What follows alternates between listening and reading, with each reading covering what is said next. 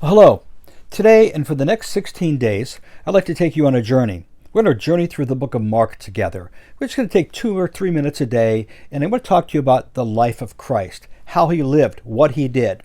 So, Mark chapter 1, I want you to hear the word 9 times. The word immediately is used. So, the Gospel of Mark is the gospel about Jesus, what Jesus did. Not so much what he said, not his parables, not his teaching, but more his actions.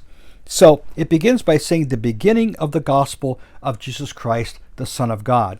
And then it quotes the prophet Isaiah. It talks about the messenger would come, who of course was John the Baptist. It says, in those days Jesus came from Nazareth of Galilee and was baptized by John in the Jordan. And immediately coming out of the water, he saw the heavens opening and the Spirit like a dove descending upon him. And a voice came from the heavens and said, "You are my beloved Son, in whom I'm well pleased." I love that affirmation that the Father gives, and everyone heard the affirmation that this is my beloved Son.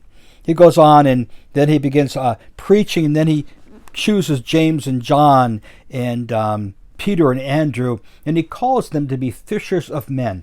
They were natural fishermen. That's what they did on the Sea of Galilee, but then he called them to become fishers of men. That's the invitation you and I have today, to come with Jesus, walk with Jesus, do what he does, and become fishers of men.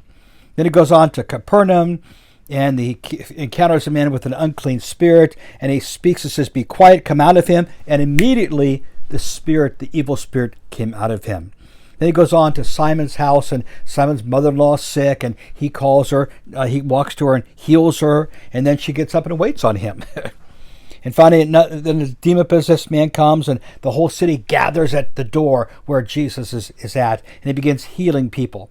And I just want to close by saying this, that he says, and a leper came to Jesus, beseeching him and falling on his knees before him and saying, "If you're willing, you can make me clean."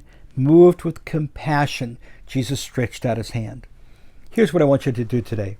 But I want you to ask God to make you a vehicle of his compassion. Let his compassion flow through you, and you can then be the hands and feet of Jesus today in your world. God bless you. Have a tremendous day.